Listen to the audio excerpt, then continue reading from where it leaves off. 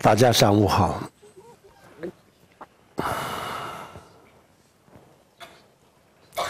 我们现在开始讲今天的课。那么今天的这个题目就是怎么样创建一个慈悲的世界。So good morning, everyone. The topic of today's teaching will be how to go about building a more compassionate world. 慈悲心，也就是我们昨天讲的这个禅修一样，在西方，尤其是在美国，做了很多这个关于慈悲心方面的研究，科学的研究。Compassion, just like the kind of meditation that we talked about yesterday, is something that there has been a significant amount of research conducted into in the West and particularly in America. 那么他们研究，慈悲心对我们的心理的健康，有什么样的影响？然后呢，慈悲心对我们的身体的健康有什么样的影响？然后慈悲禅对我们的大脑有什么样的改变等等，做了很多很多的研究。目前有很多的数据，这些数据就充分的说明慈悲心对自己的心理健康、身体健康各方面都有非常非常大的帮助。So this research that has been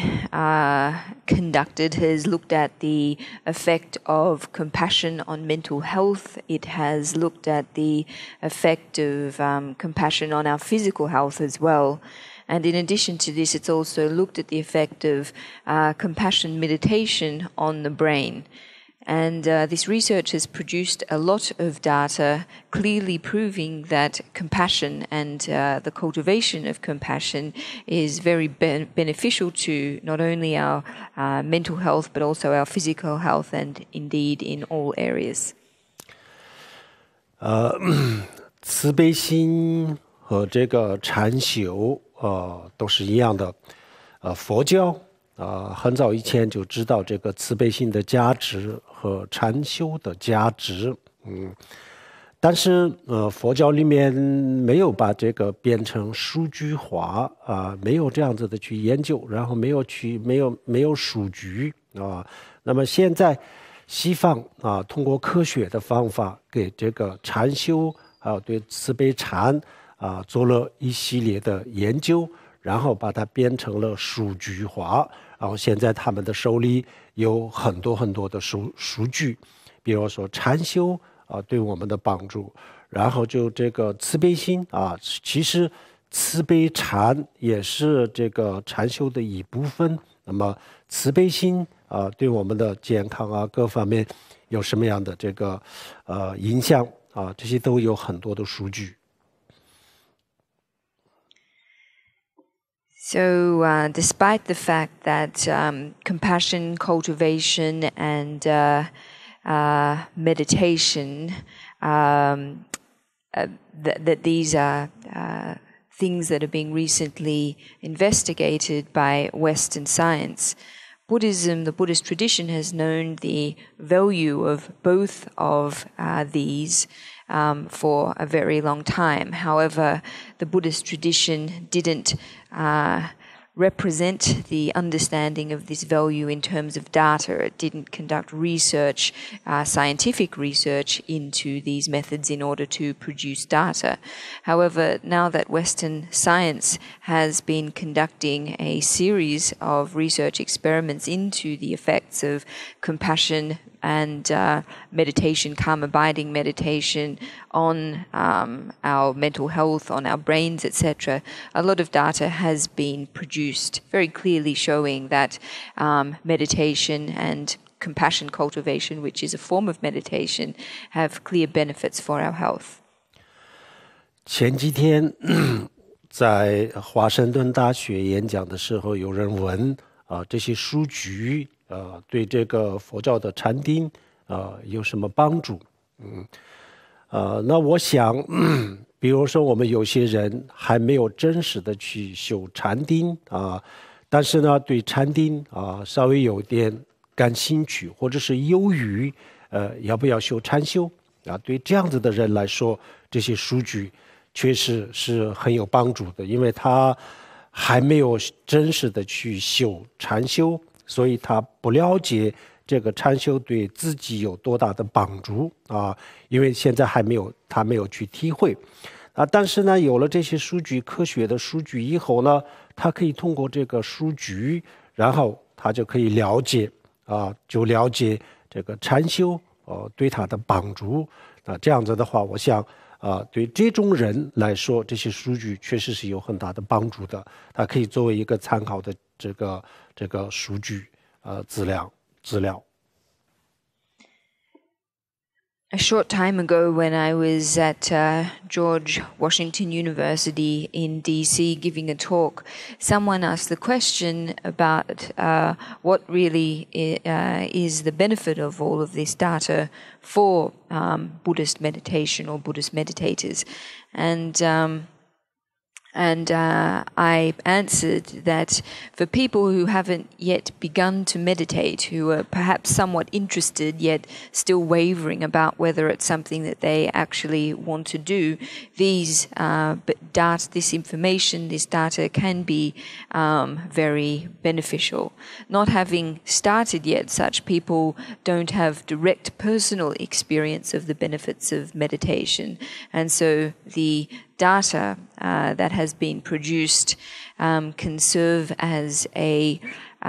point of reference, something for them to take into account in coming to understand the potential benefits of meditation. 然后已经开始修慈悲心和这个禅定这样子的人来说，这些数据其实有没有都是无所谓的，因为这个禅定的对他的帮助还有就是慈悲心对他的帮助，对他的改变他自己有这个亲身经历，所以这个数据对这种人来说是不需要的。For people who have already begun to practice compassion cultivation and calm abiding meditation, whether this data exists or not is not so important. The reason being that through their own meditation practice, they have been able to gain direct personal experience of the benefits and the transformative potential of meditation. So in this situation, for people who have already begun to practice and see the results, the data is not so necessary. 然后有慈悲心的人对别人的这个影响身边的人的影响，还有就是有慈悲心的人他自己的这个幸福感满足感等等各方面都有很大的帮助其实这些都是佛经里面呢已经讲了很多讲得很深。That people who have compassion have a positive effect on others and a strong sense of happiness, that compassion and its generation is of great benefit, is something that the Buddhist sutras already described very clearly and in very deep terms. 好，我们首先简单的介绍一下这个我们今天为什么要讲慈悲心，或者是慈悲心对我们的个人还有对这个社会对世界的这个作用。So what we are going to talk about today is why it is that we need compassion and the potential benefit or impact that compassion can bring us as individuals, as a society, and the world in general. 首先我们现代人就是变得越来越自私。本来我们每一个人都是很自私的，我们每一个人的心里有一种这个观点它是一个观点，而不是一个突然冒出来的一个念头啊，在我们的心里已经是根深蒂固了的一个观点啊，这个叫做我执啊，我执，我们每一个人的心里就有一种对我自己的一种执着，叫做我执。然后这个我执啊，这个我执上升发展了以后呢，就变成了爱我执啊，爱我执跟我执有一点不一样啊。我们每一个人都有一种自我意识，然后这个自我意识就是通过我们的教育，通过我们的环境啊，然后把它强化，强化了以后呢，就这个就变成了爱我执。我们每一个人都是非常非常的爱自己啊，爱自己是没有问题的啊，这是我们所有的一般的一般普通人的一个正常的心灵反应是没问题的。但是呢，我们的这个爱我执越上升的时候，越提高的时候呢，然后我们爱其他人的这种观念就是越来越降低越来越降低。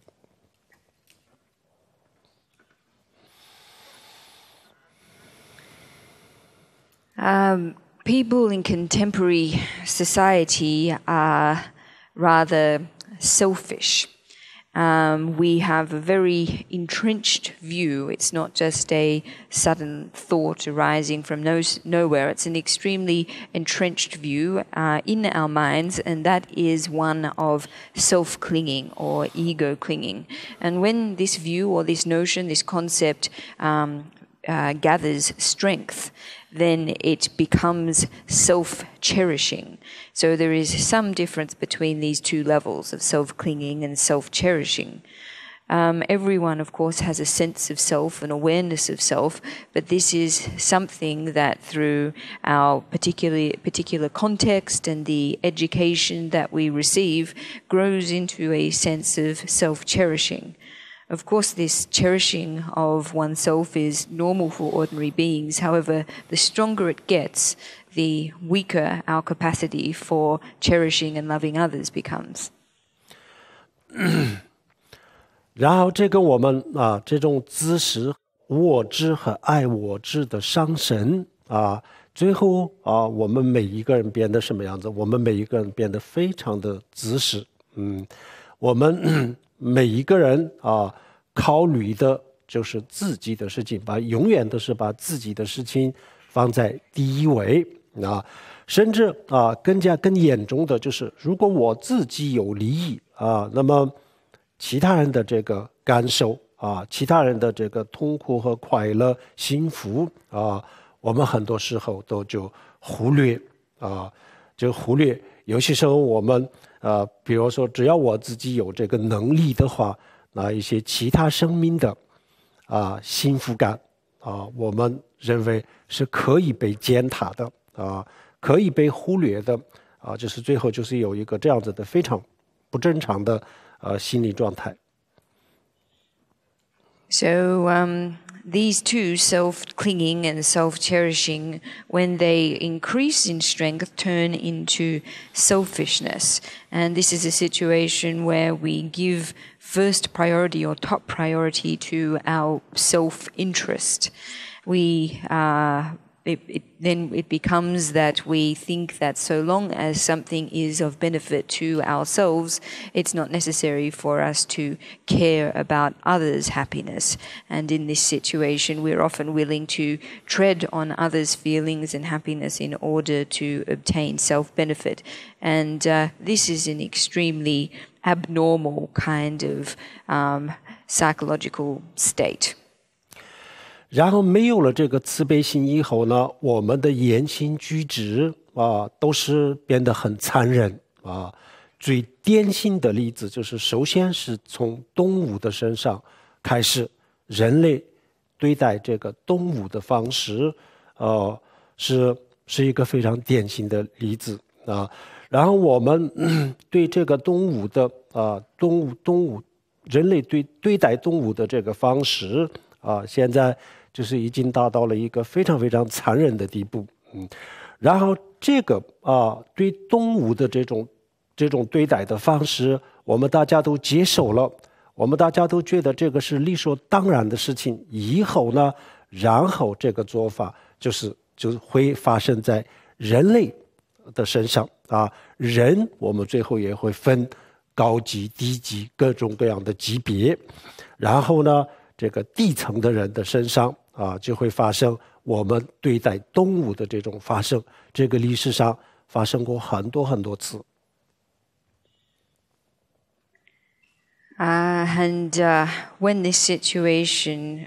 becomes extreme, then our treatment of others descends to a very cruel level. And we can see this in the way that animals are commonly treated. This is extremely illustrative of the point that we're talking about. The way that animals are frequently treated is extremely cruel. However, if everyone accepts this, and regards it as normal, then eventually the way that animals are treated will become pervasive among humans, and we will start to distinguish between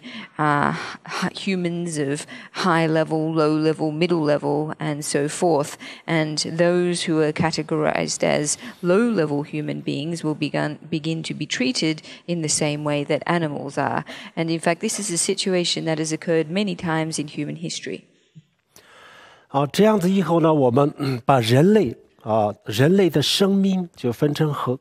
很多的级别，分成各种各样的级别有些生命，我们认为有些人认为这个是可以被践踏的，他们的幸福，他们的这个幸福感或者是快乐的这种幸福和痛苦的感受很多人觉得可以不在乎，可以不在乎。这样子以后呢，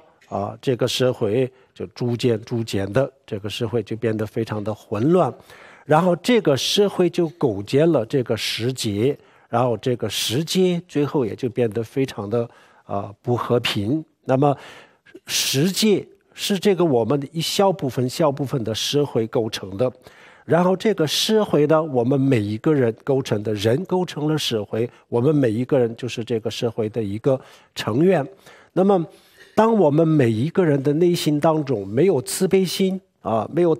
的时候呢，那么整个的一个家庭、一个社会、一个地区、一个国家、一个世界变得非常的冷漠。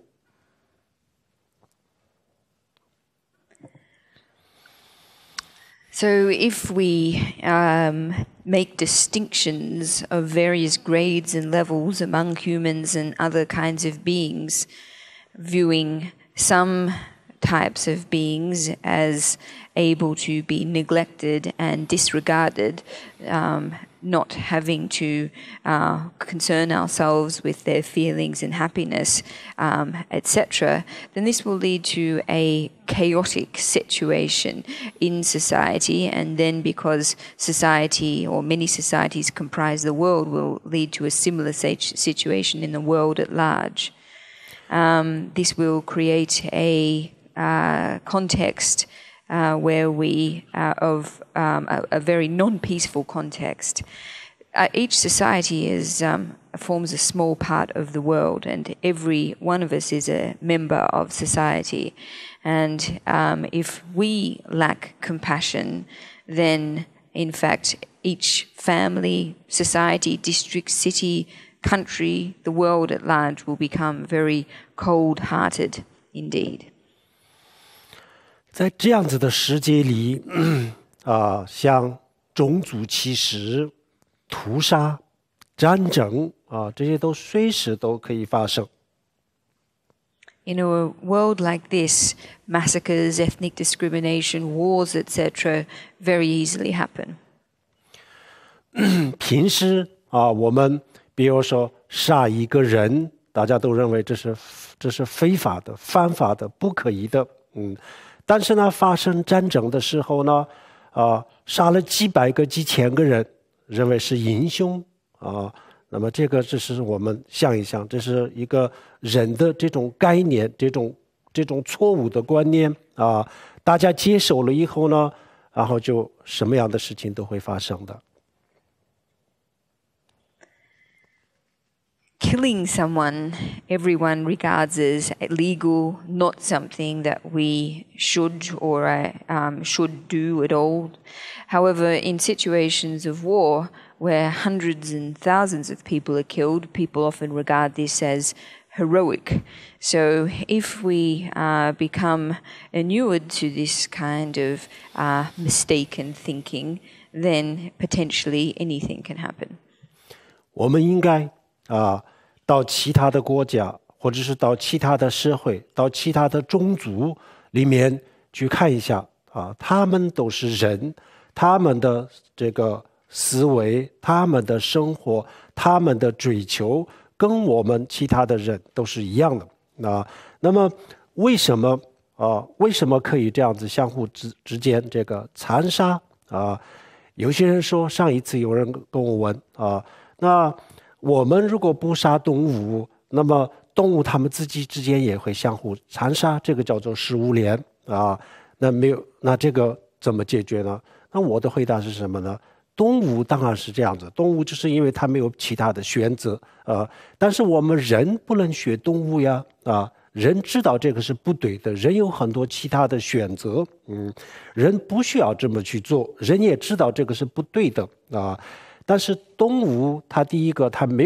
有别的选择，很多的肉食动物它没有别的选择然后呢动物就没有这个人的这种伦理价值的这种观念至少没有像人这样子的比较高的这个伦理道。当然有些个别的动物是有，也许个别动物比有些也许超越了人类，但是普遍没有，所以他不知道但是我们人知道，所以我们不能学动物，不能拿动物来做比喻。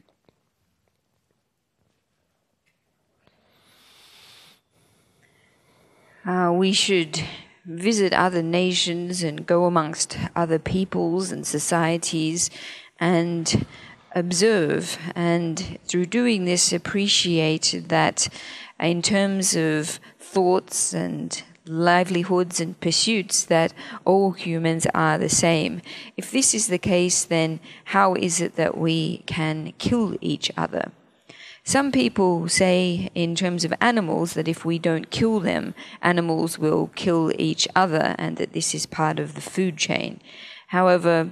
the difference is that animals have no choice as to whether or not they kill each other. Given that humans do have choice, it is not reasonable that they should copy the behavior of animals. Carnivorous animals in particular have no choice other than to kill other animals, and in general animals don't lack the same capacity for ethical reasoning of humans. Some animal species may possess some kind of capacity, maybe to a higher extent than some humans. However, in general, this capacity for ethical reasoning doesn't exist among animal species. However, we understand that killing animals and killing other lives is not okay, and so therefore it is not justifiable that we would copy the example of animals. 几百年前，西方哲学家笛卡尔他说，动物是没有感受的，动物是没有灵魂的，没有感受的，动物就像个机器一样我们去打击大动物的时候呢，它会叫，它会惨叫但是呢，这个就像闹钟上了跳以后呢，它到时候的时候，到这个时间的时候呢，它会响但是它是没有灵魂的，闹钟是没有灵魂的那动物也是这样子那这个就是他的这个哲学上的错误，因为这个错误的观念后来就是有成千上万的动物受到了很残忍的对待。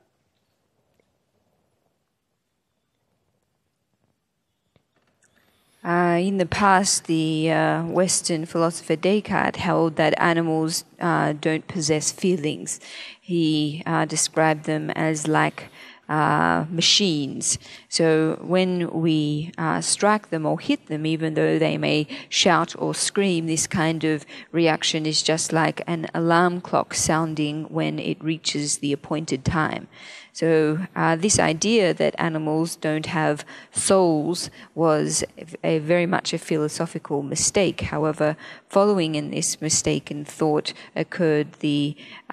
extreme cruel treatment of many thousands, hundred thousands of animals. 然后20世纪，这个世界上发生了很多很多的战争。这些有些战争就是支持的人说有些他的对手是至少没有他们那么强烈的这种感受，所以不会有太大的痛苦，可以杀害。也就是把我们几百年前的这个笛卡尔的说法，说动物的这种方法，最后就是说到人类所以我们的所有的这个最残忍的这些行为，就首先就在这个动物的身上发生。为什么呢？因为动物是我们这个地球上的弱势群体人跟动物比较的话是弱势群体。然后呢，我们跟动物的之间呢，其实很多地方也没有一个法律的约束西方是有动物的法律，但是很多时候呢，这个法律也有各种有地方有地方没有，也不是全世界统一的所以呢，就是这个首先动物身上发生了不应该发生的事情，最后就是发生在人类自己的身上。所以呢，我们修慈悲心也要从动物开始。In the 20th century, during many wars, one side frequently viewed the other as not having the same capacity for feeling as themselves and used this to justify their violent action. So we can see in this situation an idea that began with animals. Descartes' idea that animals don't have feelings was then extended to humans. So we can observe that the cruelest forms of behavior first take place among animals, and the reason for this is that they are weaker than humans. Compared to humans, they are weaker. There aren't legal constraints to prevent them being treated in a cruel way, even though, of course, there are in the West. These laws are not necessarily consistent everywhere and certainly don't apply around the whole world. So because what first happens among animals then finally takes place among humans, in terms of cultivating our compassion, we should start with cultivating it towards animals. 好，这个就是我们今天为什么要讲慈悲心的第一个原因。第二个原因呢，我们不从这个全世界的角度讲，我们从个人的角度讲那从一个人的角度讲，如果我们不懂得关心别人、关爱别人那我们比如说在某一个地方有几百个人，我们几百个人都不懂得关心别人，大家都想自己大家都把自己的事情放在头等大事。那这样子的话，那这个100个人当中，每一个人最终就感觉到我就是一个没有人没有人关心，没有人关爱，我是一个没有朋友没有真正的朋友的一个这样子的人然后有了这种感觉以后呢就是有这个孤独然后就是有孤独的感觉，每个人都觉得很孤独平时有可能我们在饭桌上，有可能在其他地方也许有很多其他的朋友，但是真正的关心我的发自内心的关心的人没有。为什么呢？我也从来不这样的去关心别人，那么当然别人也不会关心我这样子以后呢，我们每一个人都觉得自己就是一个独立的一个这样子的人这样子以后呢，我们开始觉得自己很孤独没有人关心这样子以后呢，我们的心理的这个健康受到了很大的影响，逐渐的孤独症、抑郁症什么样的这些所有的这些精神上的疾病都会发生。So this is the first reason or the first benefit of cultivating compassion. The second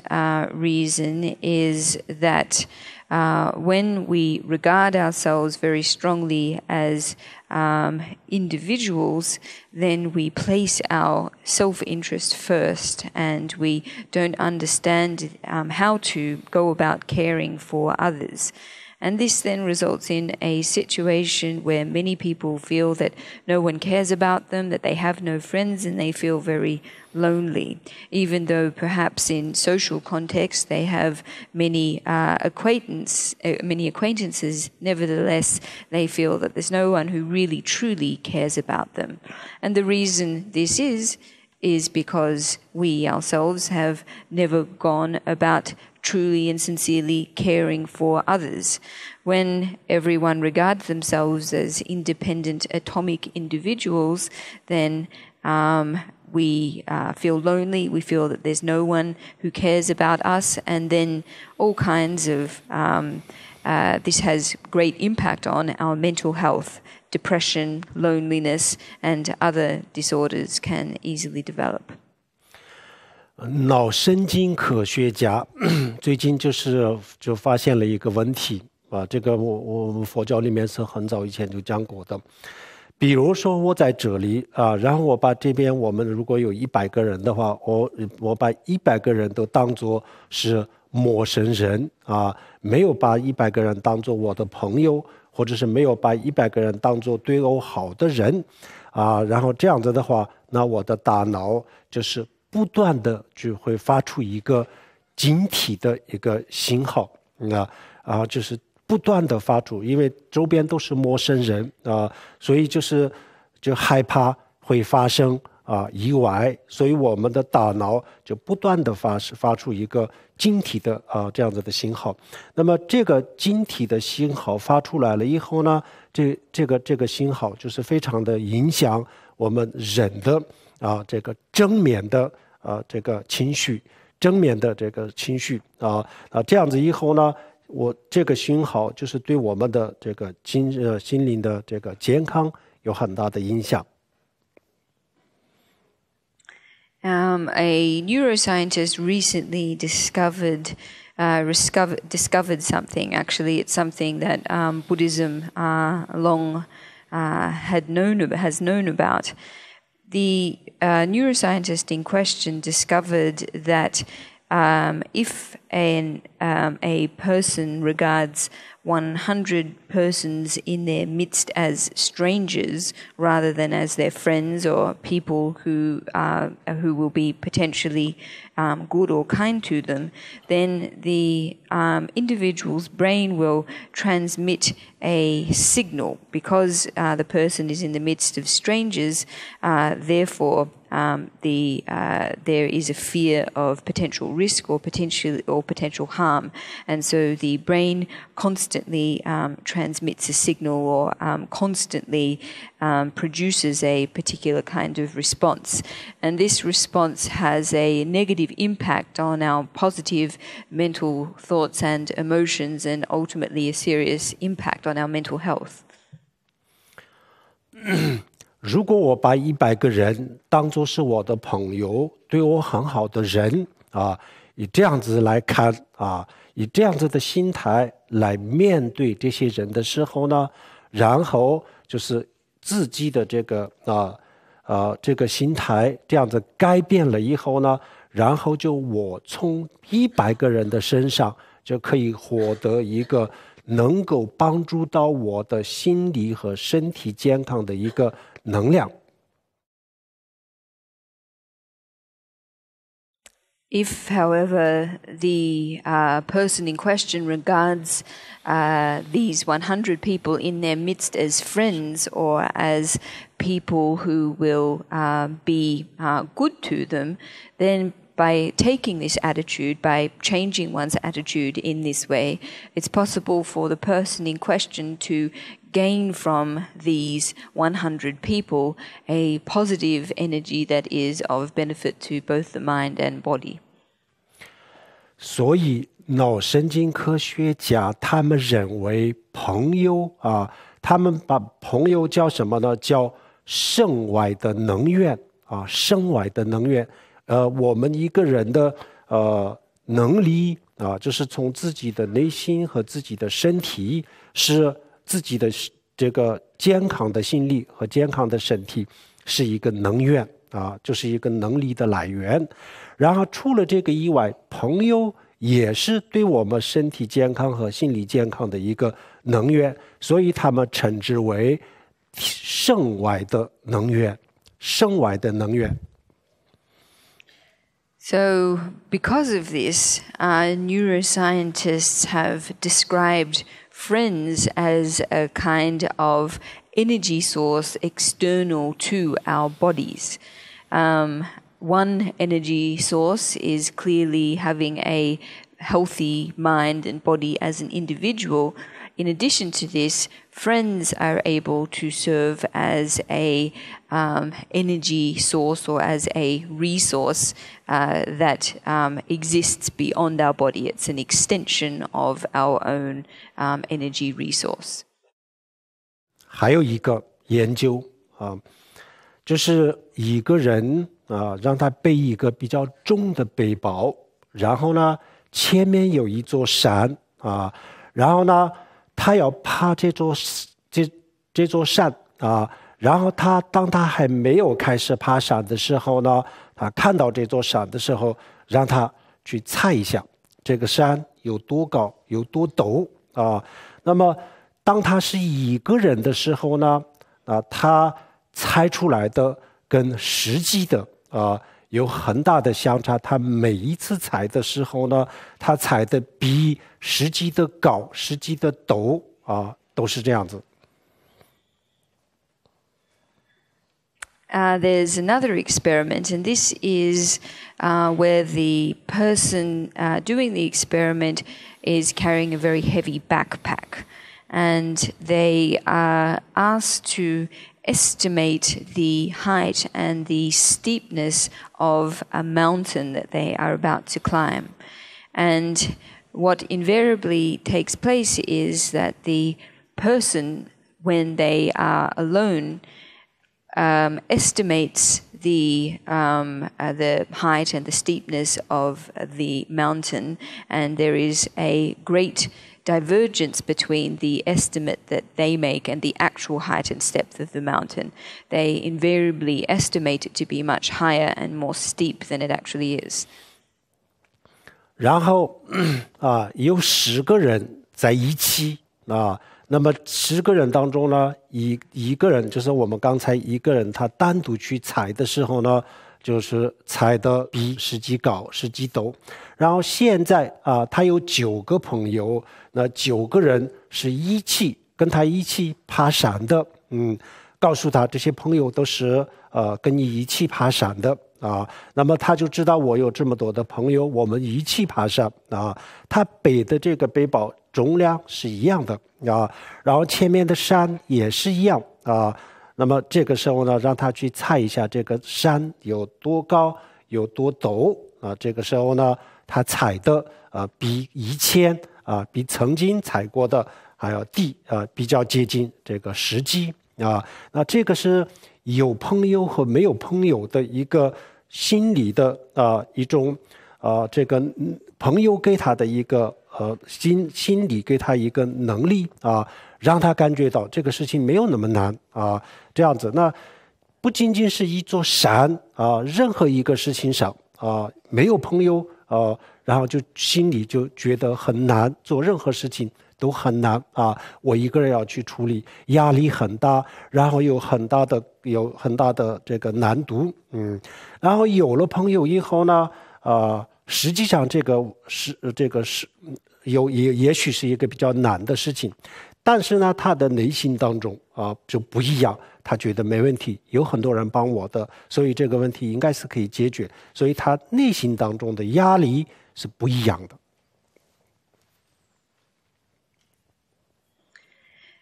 However, if the person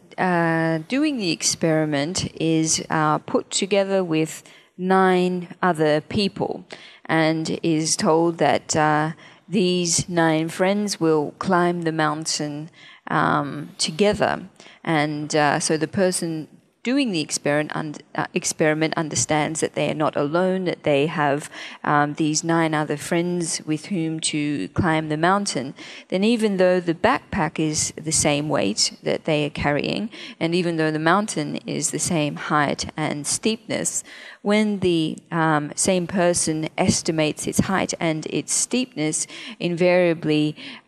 he or she estimates it to be lower than they did when they were alone. Their estimate is closer to the actual height and steepness of the mountain. So this demonstrates the power of friends. When we have friends in our midst, then tasks do not appear as difficult. When we don't have any friends at all, then activities we need to accomplish seem very hard. We feel a great deal of pressure. However, when we do have friends to help us, even though the task in question may be difficult, we nevertheless don't see it as a big deal. Because we have help, we believe it is something that can be surmounted. So this is really a difference. Whether or not we have friends has a direct relationship to the pressure or stress that we experience in our minds. 这个研究就是维吉尼亚大学的一些脑神经科学家他们研究的，他们就做这个研究已经有几十年了已经有几十年了。上个月我拜访他们，我们聊这个禅修或者是慈悲心跟大脑的这个关系的时候呢，他们就告诉我他们的这些研究的这些结果。那我们完全赞同，完全同意。从佛教的角度讲，佛教就是这么认为，就是我们如果懂得关爱别人，能够懂得慈悲别人的话，那这个慈悲一方面可以帮助人，另外一方面可以更多的可以帮助自己。现在这种说法是被这个脑神经科学家的研究印证了。So this research was undertaken by neuroscientists at the University of Virginia, and they've been engaged in this research for several decades now. I had the opportunity to visit them last month in order to gain a deeper understanding of the research that is being undertaken into compassion meditation and the effects of the brain. So they then shared their research results with me, and indeed Buddhism very much assents to or supports, is in accord with the results that they have found. In Buddhism, it is held that if we are able to care for others, if we're able to generate compassion towards others, in addition to being able to benefit the other beings in question, even more so is this of benefit to ourselves. So this is a logic that has now been proven by the research of neuroscientists.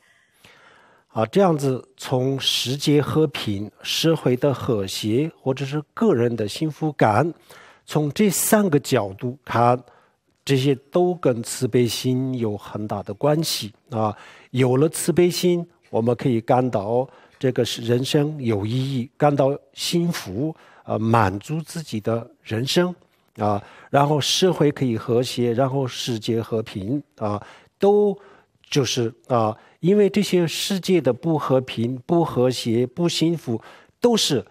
归根结底就是人的精神、人的思想、人的心造出来的。所以呢，人心当中，我们做任何事情，首先是在人的内心当中改变然后就是要从自己做起啊，自己的什么地方开始？就是我们从内在，不是外在，不是我们说话的方式，不是我们其他的，就是从内在发自内心的改变。从内心当中改变了以后呢，然后我们的言行举止，所有东西都彻底的改变了。所以慈悲心啊，我们今天要讲慈悲心的主要的原因就是这样子。So whether it be peace in the world, harmony in society, or happiness at the individual level, all of these have great connection, a great relationship with compassion. By cultivating compassion, it is possible for us to develop a sense of meaningfulness, of being satisfied, satisfaction, happiness. In fact, all of the lack of peace and tumult in the world and society is at the most basic level created by the human mind. And so if we are going to address this, we really need to start from the individual level and start at the level of our minds. If we're able to make changes here, then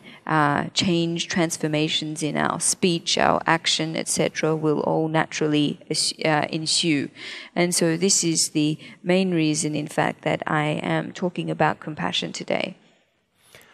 那么慈悲心啊，是我们每一个人的内心当中就有一点慈悲心的种子啊，这个是先天的。任何一个人，包括动物也是啊，任何一个动物都是一样，它的内心的深处有慈悲心的种子啊，但是这个程度不一样啊。我们人也是，有些人先天就有爱心，有慈悲心；有些人就是先天就是没有爱心，没有慈悲心，但是。不管怎么样表面的现象不管怎么样，人的心底是善良的只不过因为各种各样的原因环境、家庭、教育等等的原因，这个心底的这个善良还没有那么的明显实际上人的心底都是善良的，也就是从佛教的角度来讲，每一个人的内心的深处是有这么一点慈悲心的种子。Every person possesses a seed of compassion in their mind, and not just humans, but also animals. However, there is a difference in degree in the degree to which this compassion manifests. Some people seem to innately have very strong kindness and compassion, whereas others appear not to have any at all. Nevertheless, our minds in their basic nature are positive, and everyone is the same in this regard. The differences in the ways that this manifests is mainly due to differences in the environments that we live and grow up in. So everyone is same in having a seed of compassion within their minds. 那么这个种子我们每一个人都有，但是呢很多时候如果我们不把它培养的话那这个种子它永远都是一个种子而已，不会开花结果，不会发芽。Even though everyone has the seed in their minds, if we don't cultivate it, if we don't nurture it, then it will always remain just a seed. It will never sprout, blossom, and flower. 那如果这个慈悲心我们能够培养的话比如说从表面看，一个没有爱心的非常自私的一个这样子的人通过这个培养的方法可以培养成非常有爱心、非常有慈悲心的人。这个慈悲心从没有到有，然后从有到这个发展这个都是人可以可以创造、可以改变的。So through nurturing this seed of compassion,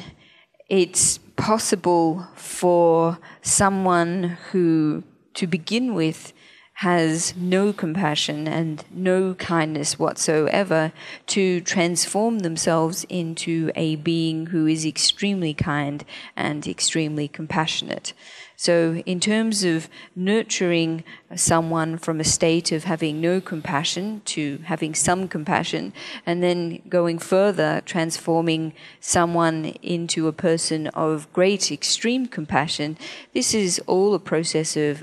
transformation that can take place. 那这个培养的方法呢，我想佛教，尤其是大乘佛教里面的这个培养的方法是最有用、最有效的。In terms of actual methods for nurturing this compassion, for growing this compassion, in my view, the methods of the Mahayana teachings are the most effective. 所以我们每一个人应该这个用这种方法来培养自己的这个种子慈悲心的种子。So everyone would do well to use these methods to nurture their seeds of compassion. 现在西方非常非常流行的这个禅里面的一部分就是修慈悲心。那这个慈悲心可以比如说医生、护士还有老师学生，大家都在修。那修了以后呢，也有很大的这个变化，有很大的帮助那么这个帮助呢，这些都是有科学的数据，所以这个慈悲心还有禅这些有信仰的、没有信仰的信佛的，或者是信基督的、信其他宗教的，他们都在用都在修那么我们佛教徒的话呢，那就是要更应该，尤其是大乘佛教徒，应该更加的重视这个慈悲心的修法。So in the West, with meditation being so as popular as it is, one form of popular meditation is compassion cultivation. And this is something that is being practiced widely by doctors, nurses, teachers, students. And they are all deriving very significant benefits. These benefits, the fact of these benefits is underpinned by scientific data. So the fact that people of all different backgrounds, of all different religious faiths, people with religious faith and people without, are practicing, cultivating compassion through meditation, we as Buddhists, or as particularly as Mahayana Buddhists, should place even greater importance on the cultivation of compassion through meditation. 好，那我们要培养这个菩提这个慈悲心的话，首先我们去了解一下什么叫做慈悲心。So if we're going to go about nurturing our compassion, the first thing that we need to understand is what is it that we mean by compassion? 首先我们要这个先了解这个世俗讲的世俗的人我们平时讲的这个爱心，然后就是佛教的慈悲心，然后大乘佛教的这个菩提心这三个从宏观的角度看都是善良的心，都是善良的心，都是有点相同的但是实际上都是有点不一样，层次上有点不一样。So, for the first thing that we need to do is look at the different levels of love. The first being ordinary love, the second being compassion, and the third being bodhicitta. if we look at these from an overall perspective, we can say that they are all very positive, positive mind states. However, we can, by looking more closely at each of these, we can see that in actual fact there are differences that they represent different levels of love. 首先，我们世俗的爱它也是善良的心也是善良的心，但是呢，这个范围很小非常有局限性。它就是大部分都是对人类还有就是在人类当中的一部分的人，基本上都是跟自己有关系的人这个我们普通的人是这样子稍微再好一点，那对动物也可以有爱心，然后呢，对跟我们没有关系的这些陌生人也可以有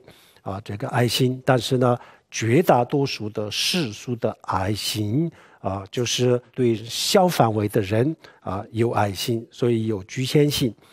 还有很多的时候呢，这个爱心和同情心这两个我们很多时候分不开。So ordinary love or ordinary kindness, mundane kindness, tends to be limited in its scope. It's directed to other humans, but generally only a limited number of humans, usually those with whom we have personal relationships. Most people, at any rate, this is ordinary kindness or love that the most ordinary level. Of course, some people going a bit further can have love or show kindness towards animals and to other people beyond their immediate acquaintances. However, in general, we understand this kind of ordinary love and kindness to be small and limited in scope. 然后佛教的慈悲心佛教分大乘佛教和小乘佛教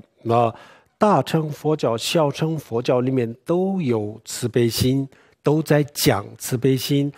也有这个慈悲心的修法。我们大家都知道，大乘佛教是修慈悲心的那小乘佛教修不修慈悲心呢？小乘佛教也修慈悲心，就修四无量心那四无量心当中慈悲两个慈悲心就是其中的一部分。And then the second level of love or kindness is that of compassion within the Buddhist understanding, the Buddhist tradition. So compassion is something that is cultivated in the teachings and practice methods of both the greater vehicle and the basic vehicle. 然后这个慈悲心慈和悲的区别是什么呢？慈悲看起来我们很多时候都分不出，我们很多人觉得慈悲心就是爱心但是慈和悲在佛教里面呢就是不一样第一个悲心是什么？当我们看到某一个人或者某一个动物受苦的时候呢，一般的人可能会有同情心也许没有同情心可能是没有，也许有些人比较害怕躲得远远的，不去帮助，也不会去问他需不需要帮助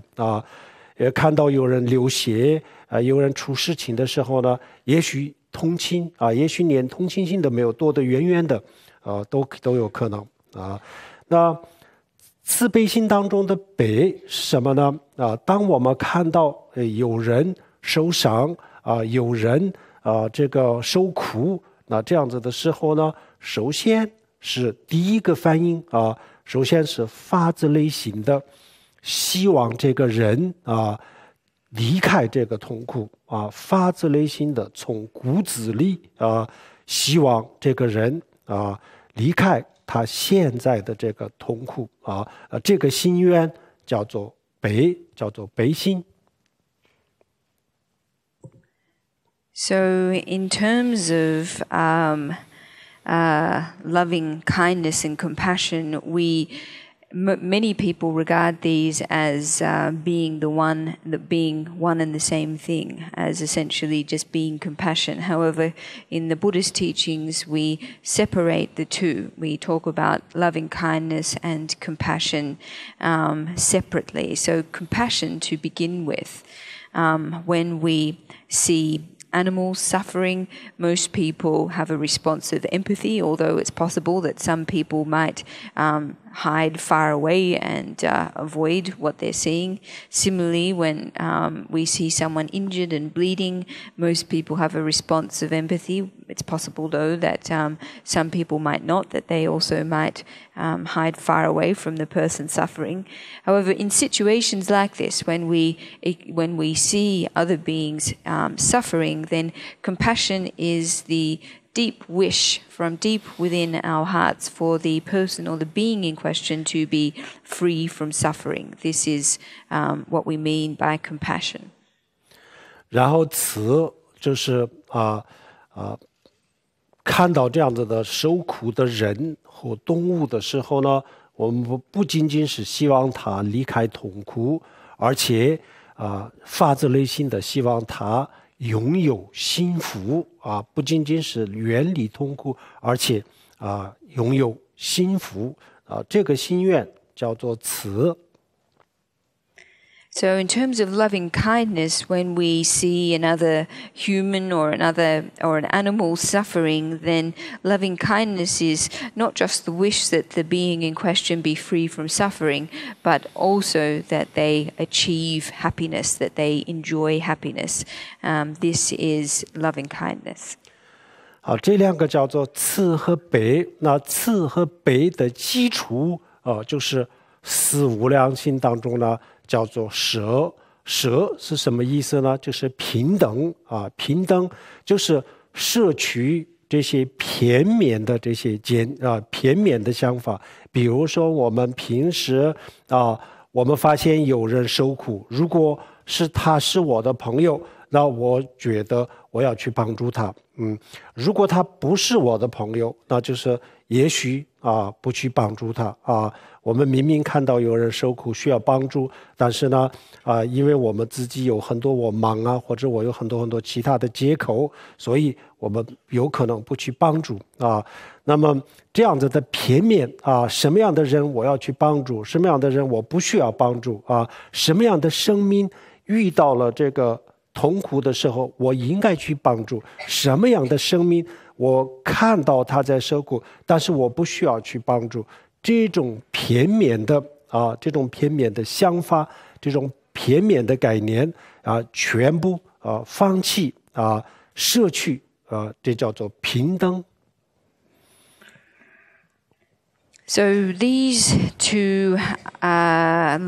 constitute loving kindness and compassion. And the foundation for both loving kindness and compassion is the immeasurable of equanimity, or the immeasurable of equality. And in cultivating this quality, we let go of biased and partial ideas. So, for example, if it's our friend who is hurt, then we might go and help them. However, if it's somebody that we don't know who is hurt, we might decide not to, saying that we're busy or making other kinds of excuses. So in cultivating equality, we let go of ideas about helping others. Some people are not helping others, helping certain life forms but not helping other life forms. And when we let go of these partial and biased ideas, or these restrictions on the scope of beings that we are willing to help, then we have cultivated equality or equanimity. 这个平等是无量心，那么它的对境是所有的人所有的生命它不分人和动物或者是六道轮回当中的其他的生命，它不分生命的层次、生命的级别然后他也没有宗族的界限，没有信仰的界限这个所有的人中都是他的这个慈悲心的对象，慈悲心的对象。然后呢，所有有信仰的、没有信仰的，比如说唯物论者、无神论者，也是这个慈悲心的对象然后呢，有信仰的人当中，比如说信基督的、信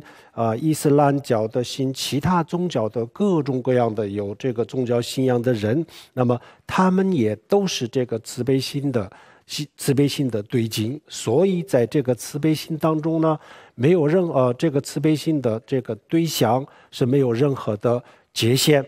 打破了所有的界限，这叫做平等这叫做摄无量心。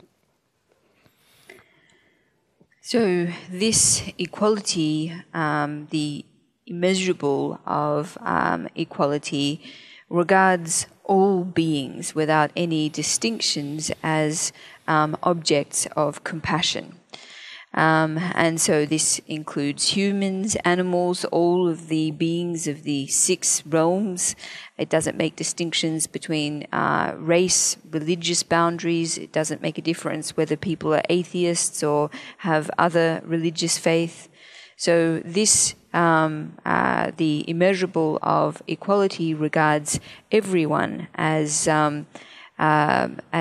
equally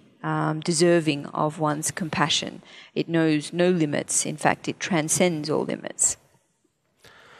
好，这个摄无量心就有一个具体的训练的方式，给大家介绍一下。And in terms of cultivating this immeasurable of equality, there's a practice method that we can do, and I'd like to introduce this to everyone now.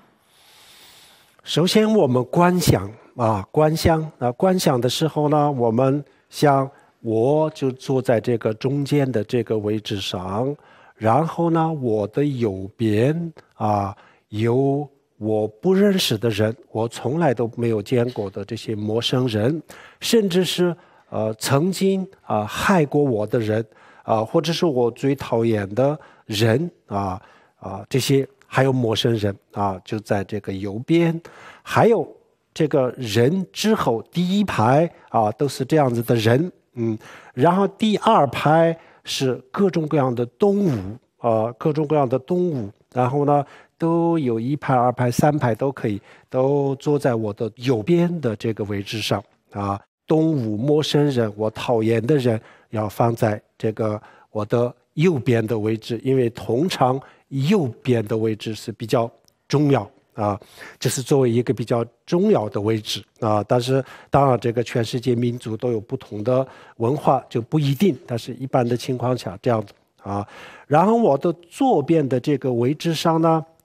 首先第一排的第1个位置上是我现在的亲生的母亲，然后是我的父亲或者是我的儿女，然后呢在第3、第4、第5这个位置上都是我的离我最近的我的家人亲人，然后就是我的最好的朋友他们就站在这个左边的位置上然后两个不同的人群或者2个不同的这个众生面对面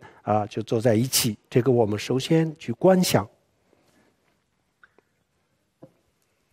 So in doing this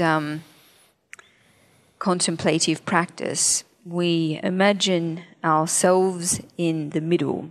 and to our right we imagine rows of people, rows of beings. On our right side, we imagine strangers, people we've never met in this lifetime, people who have harmed us in the past, and even the people that we despise the most. They form one line. Then sitting behind them in another row are animals.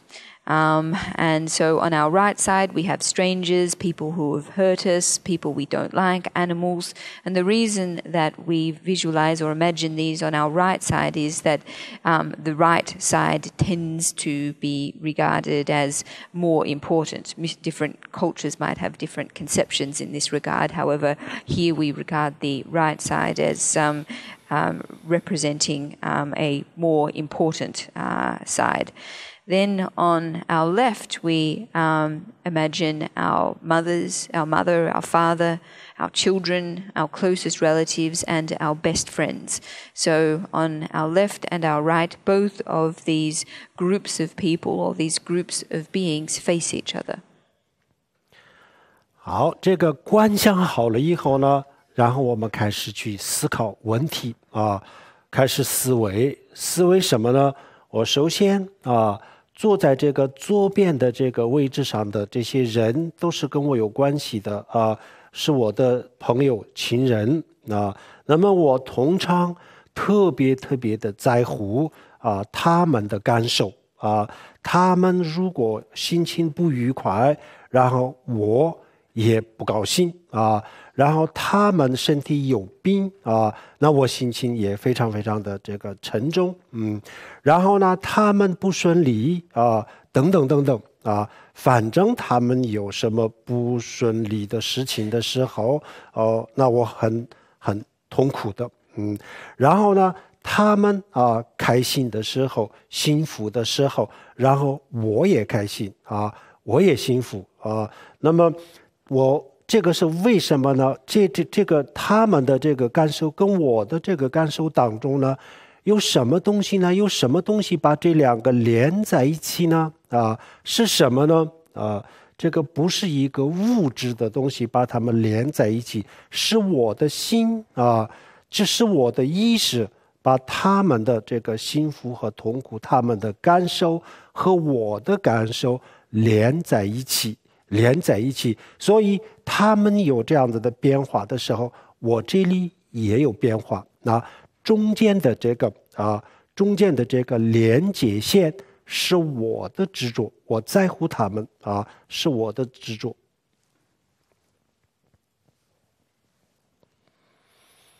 So after we have visualized this scene very clearly, we begin with our contemplation,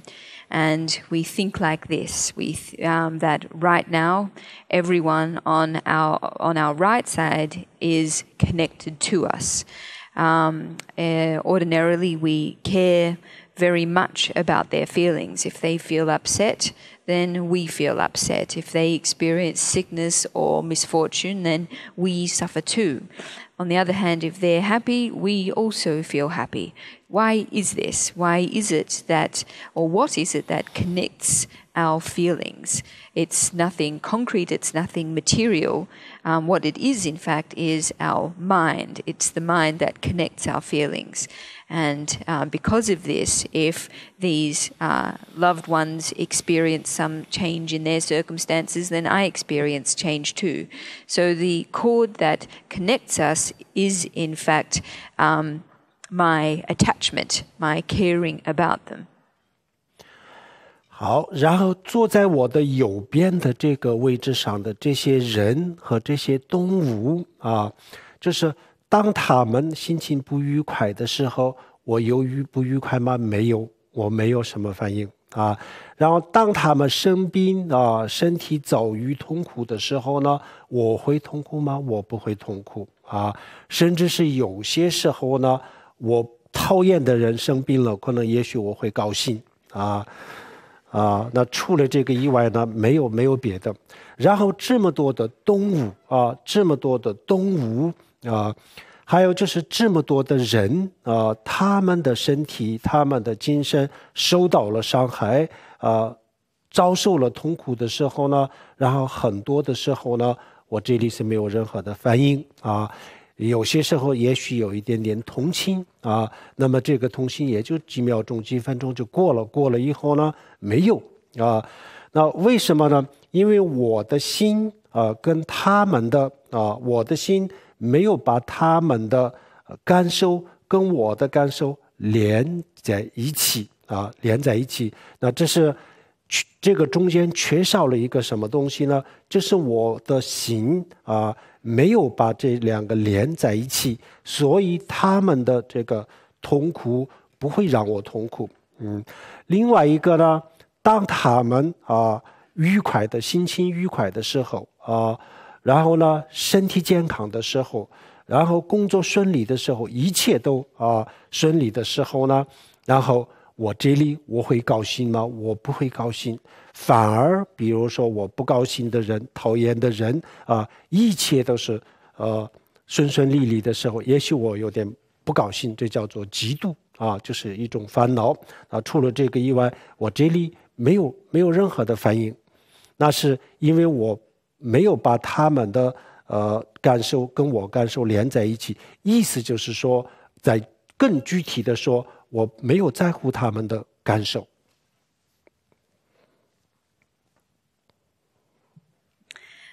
On our left side are people that we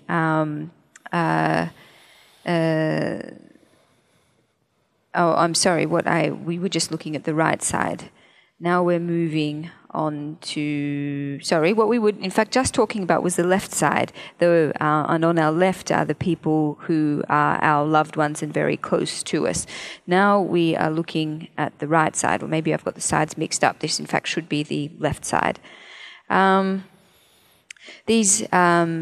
These people and animals that I don't usually care about, when they feel unhappy, I don't experience any kind of reaction. When they experience physical suffering, I don't suffer at all, with the exception of sometimes when people that I don't like get sick, and I might feel a bit happy about this. In general, I don't feel any reaction to the suffering of these beings at all.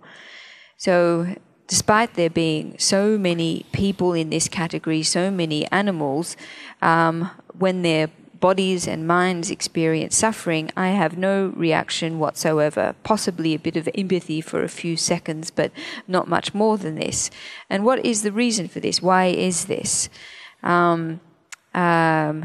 The reason is that my mind is not connected to their feelings, and as a result of this, when they experience suffering, it doesn't make me suffer at all. Again, with the exception of sometimes when someone I don't like experiences happiness, health, and good fortune, I might feel a bit unhappy. We call this jealousy. Aside from this, in general, I don't have a very strong response whatsoever. So the reason for this is because there is no connection between our feelings and their feelings, or putting it simply, the reason is that we don't care about their feelings. 然后我们左边的人和右边的人再对比一下右边的人就是很多然后左边的人就是跟我有关系的，或者是我比较在乎的这个人非常非常的少，这个人数特别的少然后这个人数呢，可能只占这个右边的人的100万分之一，或者是1000万分之一那么1000万分之一的人，这么少的人是我平时比较关心的。那除了这么少的人以外，这个地球上的这么多的人平时我也会嘴巴上会表达一下对他们的同情这样子会有的，但是实际上真正的关心、真正的在乎呢，就这么少，就是1000万分之一的人，平时我稍微比较关心那么另外的这么多的人我从来都不去关注不去关心他们的感受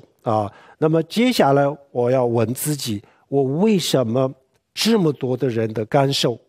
还有这么多的这个动物，那么动物加起来这个数量是没办法衡量的。那么这么多的生命的这个感受，我为什么不去关注呢为什么不去关心呢？要问自己。So if we are to compare the groups on our left and right, we will be able to see that the beings in the group that we don't care about or are not familiar with or don't like, etc., animals and so on, are far, far greater than the number of people in the group of loved ones on our other side. In actual fact, the group of loved ones is probably in terms of its size, is only 1/1,000,000th or 1/1,000,000,000th of the size of the beings in the group on our other side.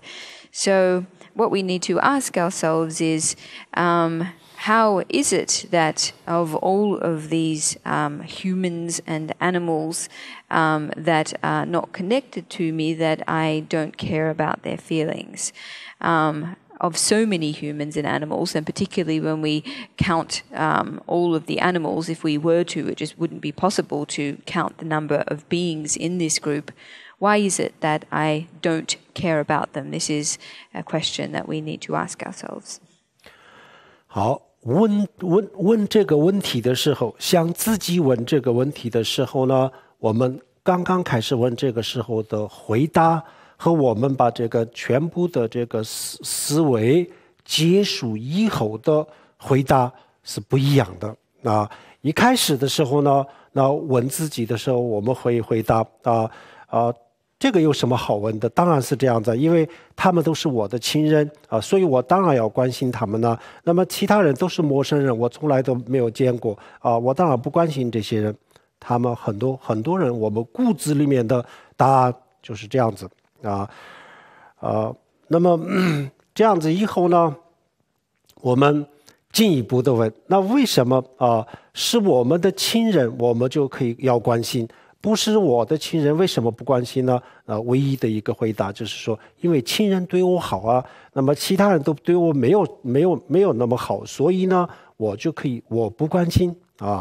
最终的我们的这个原因，现在我们找到了，这么多人我不关心，就关心这么少一部分的人呢，就是说，因为他们对我好所以我要关心他们的这个感受对我没有那么好的，那么这些其他的人、其他的生命我不需要关心最后我们的原因就是这样子找到了。那找到了以后呢，我们再进一步的去看，那这个是不是一个原因那么如果是不是某一个人对我不好，那对我没有什么大的恩德这样子的话，那是不是我完全可以不在乎他的感受进一步的问。So when we begin to ask ourselves this question, the answer that we will find will be different to the answer we discover after we have really probed further into this. So to begin with, when we ask ourselves this question of why it is that we care so much about a small number of people and care so little about the majority of beings, we will say, well, of course that's the case. These are my relatives, so it's natural that I would care about them. And the rest of the other beings, they're all strangers to me, so not caring about them much is entirely natural. However, if we inquire further, if we probe further and continue to ask why it is in fact that this is the case, then we will ultimately arrive at no other reason than because our relatives are good to us and the others aren't. And so therefore we care about them because they're good to us, they're nice to us. And the result of, or the what flows from this is that those who aren't particularly nice or good to me, I don't need to care about. So now after we've located the main reason for our thoughts, then we need to ask whether this reason is in fact justifiable. Is it the case that if beings are not explicitly good or nice to us, that we don't need to care about them at all? 好，这个时候我们要这样子思考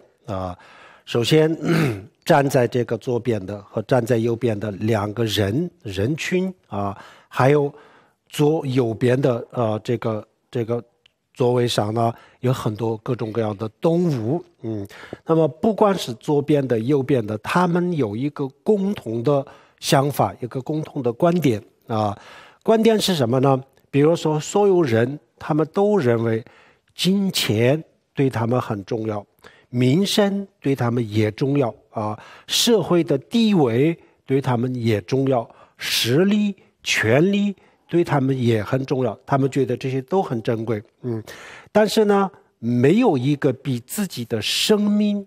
更重要更珍贵的，这是左边的人右边的人，包括右边的这个座位上的动物，他们所有的人都是这么认为的比如说一只鸟一条鱼这样子的小生命，他们的生命在人类的眼里也许分文不值但是呢从他们自己的角度来讲，这个天下没有一个东西是比他们的生命更珍贵的这是我今天在这个座位上的所有人所有的生命他们的共同的观点那这个就是他们任何一个生命都是一样的，没有任何的区别。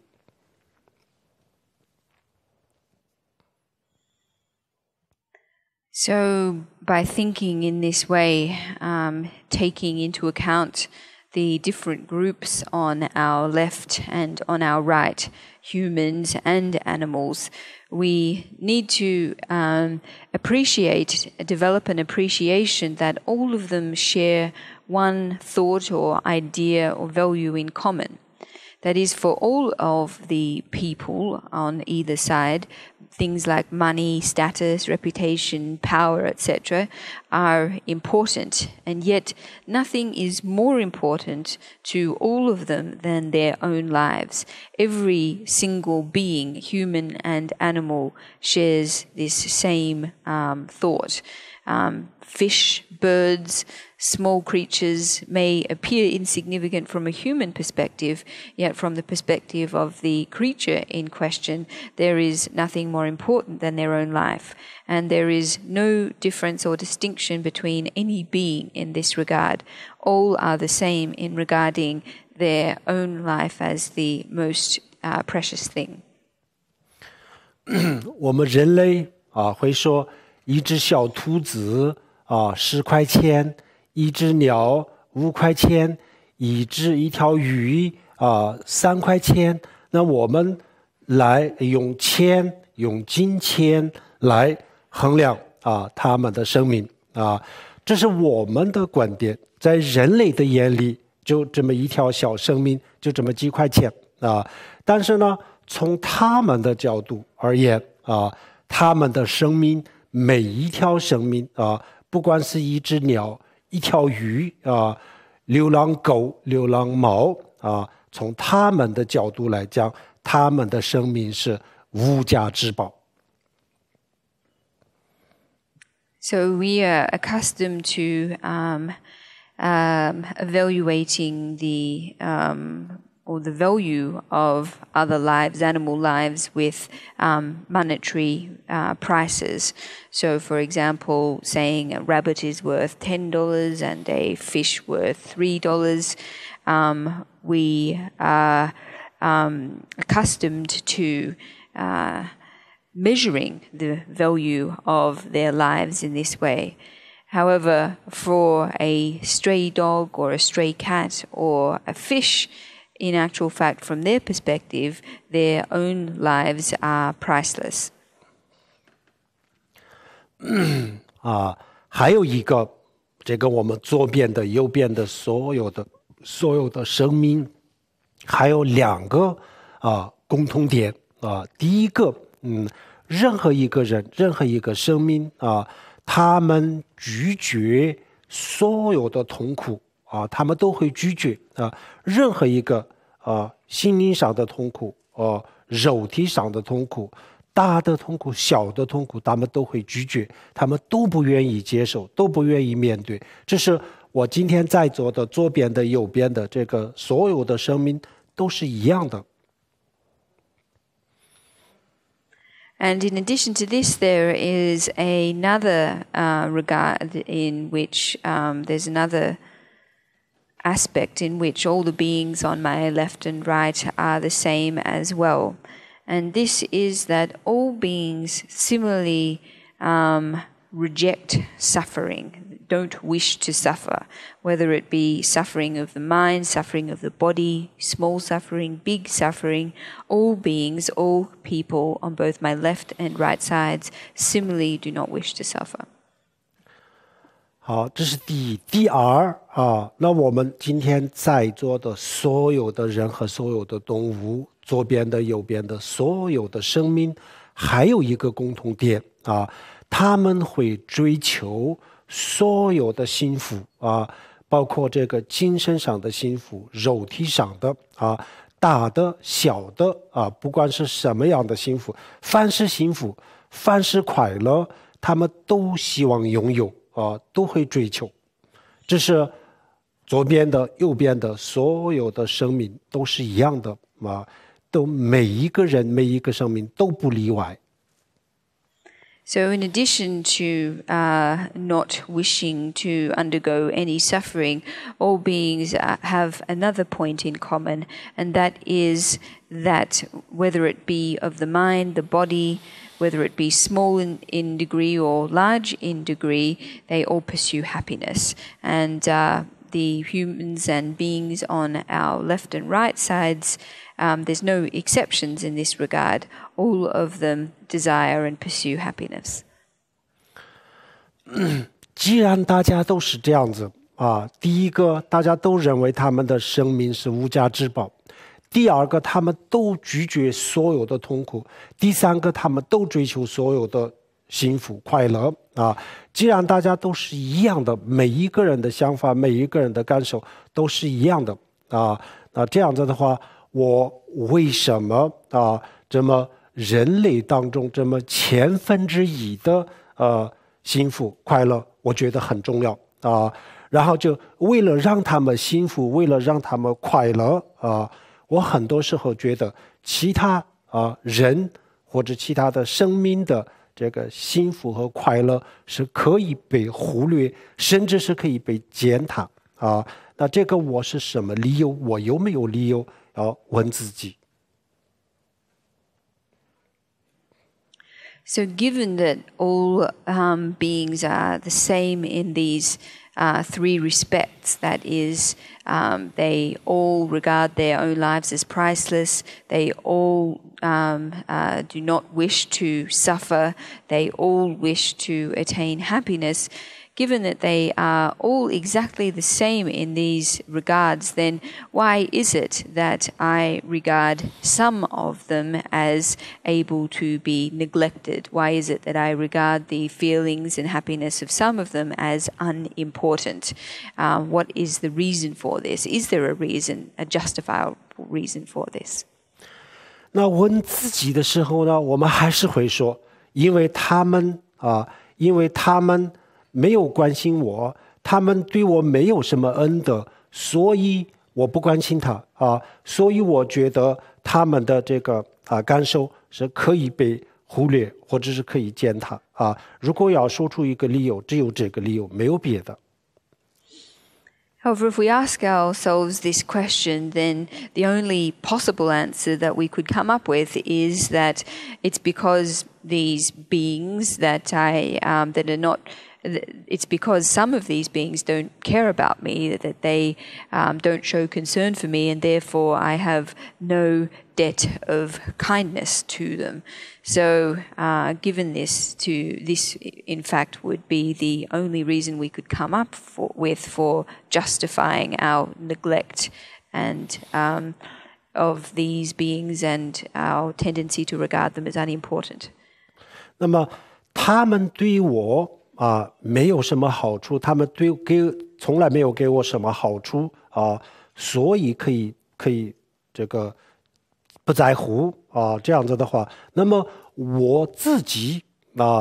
不在乎的人我自己给他们没有给予什么好处的人有多少？刚才我们已经看出来了，70亿人口当中有这么几百个人，甚至是几十个人坐在这个左边的座位上，这左边的座位上就最多也就几百个人那么右边的这个座位上呢，就是有70亿人70亿人，那他们都是我从来没有关心的人他们都是我不关心我不在乎的人。那么有一天他们来践踏我的这个幸福快乐，那我能接受吗？我会不会说这是理所当然的事情呢？这个时候呢，我们不会接受的。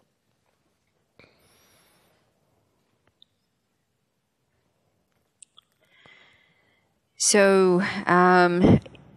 if it is the case that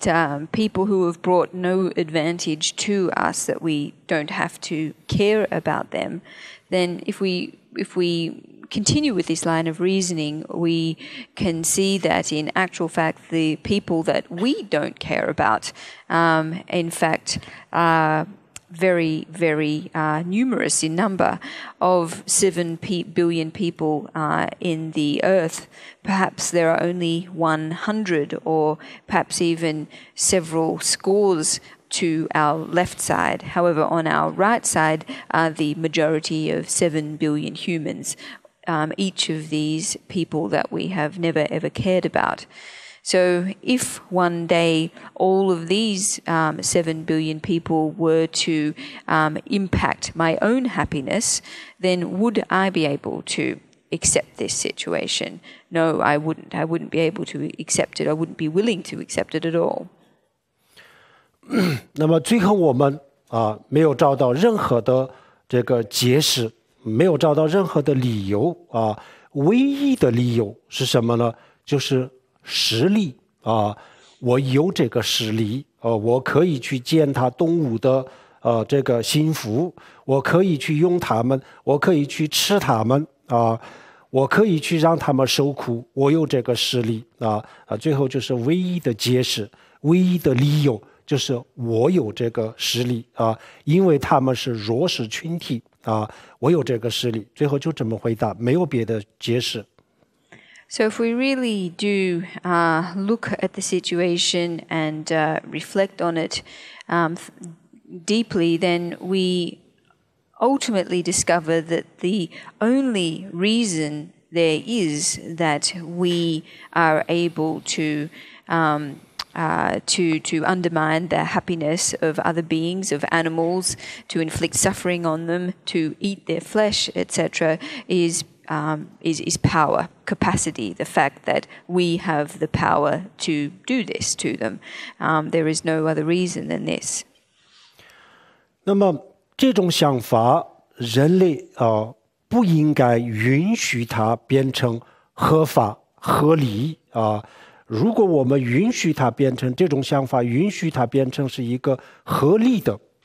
有道理的想法这样子的话就是最终就是人类自己的身上会发生过去历史上的这么多的悲剧就是这样子产生的。然后呢，未来也一定会有还有很多很多这些悲剧一定会重演的，因为这个根源还在这个种子还在，所有的因缘还在，所以现在就是只缺乏就这么一两个外在的因缘，这个外在的因缘具备的时候呢，随时都有可能重演历史上的这些悲剧那么这样子以后呢，我们最后就知道我们的这种想法是错误的，我这么去分这么去片面的这个想法是错误，最后我们找到的答案是我错了，不应该这样子，应该平等。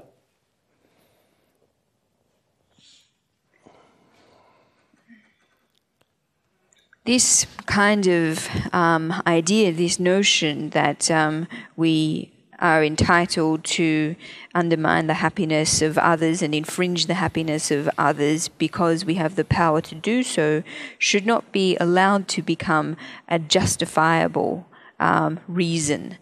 If we do allow it to become so, then finally many tragedies, the many kinds of tragedies that already have happened in history will occur again in the future, because the seed for them occurring still exists. The basic causes and conditions for their occurrence still exist. It is only a few additional external causes are needed in order to set this chain of events in action again, and in which case many tragedies will unfold. So by thinking in this way, we need to understand that it is not okay to think in such a biased way, that to do so is very mistaken, and that in actual fact we should regard all beings as equal. 如果我们每一个人的内心当中没有这种平等的心，没有这种慈悲心的话，那这个社会上不公平的待遇就会越来越多，越来越多。而且发生这样子的不公平的待遇的时候呢，站出来说话的人就会越来越少。If we don't have notions of, we don't have strong values of equality, if we don't have compassion, then transgressions of justice will become more and more, and the number of people who oppose them will become increasingly few. 好，这样子我们把这个打破、推翻了这个片面的见解以后呢，然后我们就懂得我们要去关心所有众生，所有众生都应该有幸福，应该有快乐，他们都不应该有痛苦这个局限性打破了以后呢，然后我们在这个平等的基础上建立重新建立一个新的慈悲新的慈和悲，新的慈悲心。So once we've overturned this biased and one-sided view, then we are able to care for all beings, we become concerned that they all achieve happiness and not suffering. So upon this new foundation of equality, we can build new concepts of loving kindness and compassion. 就像我们盖一栋楼的时候呢，首先把它的地基弄平弄平了以后，在这个平地上可以盖楼跟这个一样。首先我们建立这个平等观，然后有了这个平等观以后呢，在这个平等的基础上，然后修慈悲心。那这样子以后呢，我们的这个慈悲心培养出来的这个慈悲心是一个无量的这个慈悲心，这叫做佛教里面这叫做无量的慈悲心。So just as if we're constructing a building, it's necessary for us to first flatten the ground, and only then can we begin to build the building on this foundation. So it's the same with our practice too. We first need to establish a view of equality, and after we've done this, we can cultivate compassion upon this foundation. And in cultivating our compassion upon this foundation, we will be able to cultivate compassion that is immeasurable in its extent. This is what we refer to in Buddhism as immeasurable compassion, or the immeasurable of compassion. 然后这样子的这个慈悲心为什么叫无量第一个，因为它的这个对象是所有的众生一个众生都不例外。那么众生它是没有数量的生命是没有数量的，所以叫做无量第一个。第二个，因为他对无量的众生修这个慈悲心，那么他的功德他的功德，佛教就讲功德善根他的善，他的功德也是无量的，没有办法衡量的。So why is it that we call this kind of compassion immeasurable? Well, there are two reasons. The first is because the scope of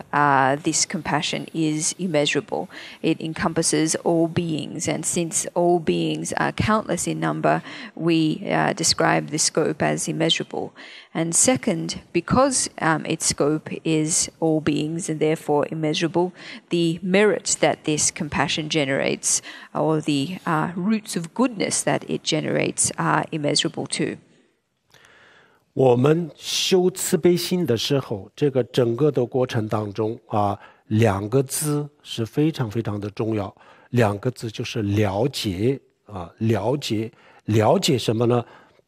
我们要了解对方的痛苦。比如说，平时我们富裕的人就是比较不太了解贫穷的痛苦有势力的人呢，比较不了解弱势群体的痛苦感受，然后健康的人就不太了解生病的人、病人的感受，然后就是因为我们不了解，所以我们很多时候也忽略了。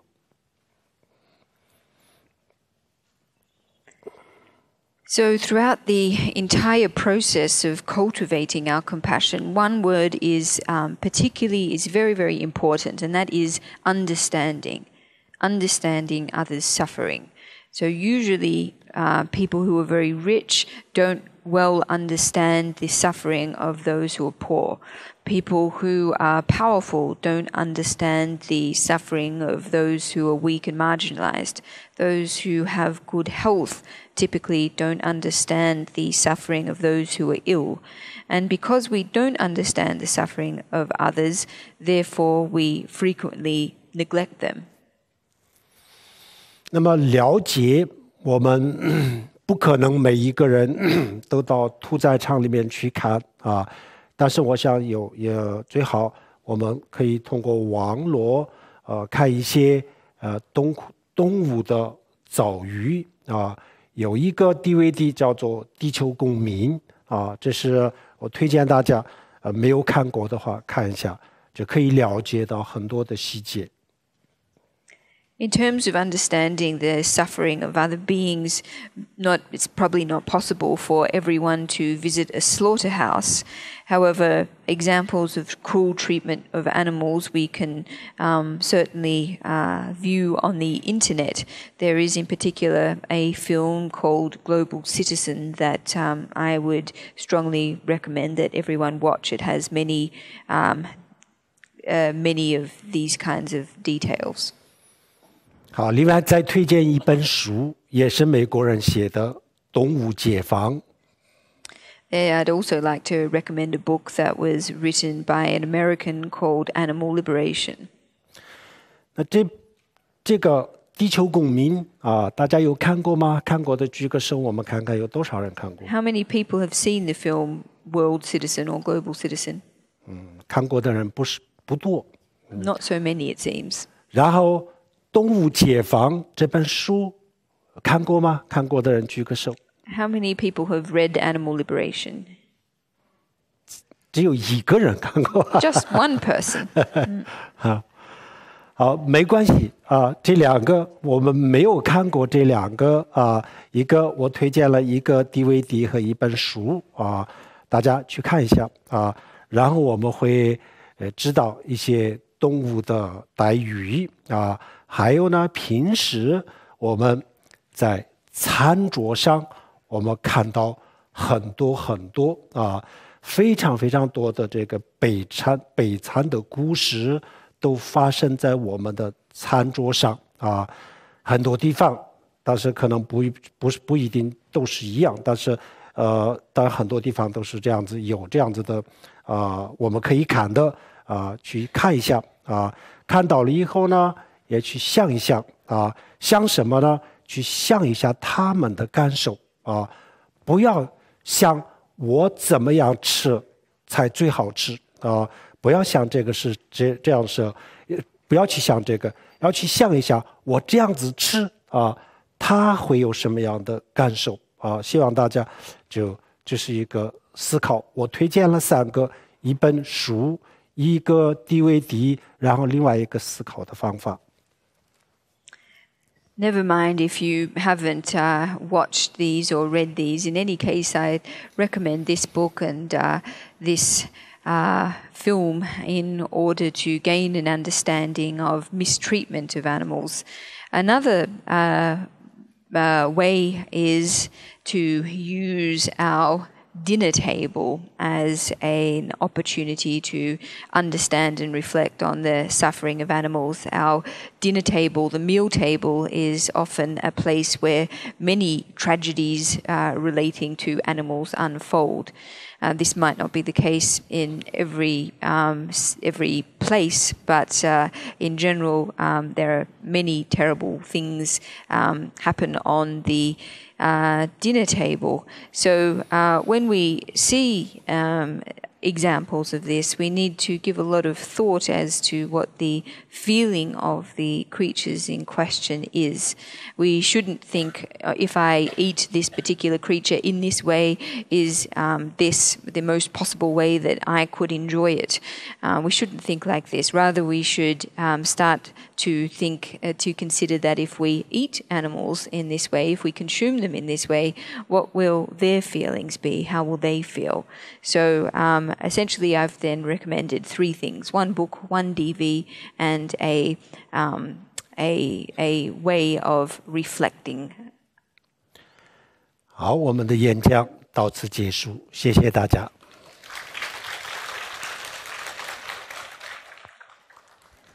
So this is the end of the talk this morning. Thank you, everyone.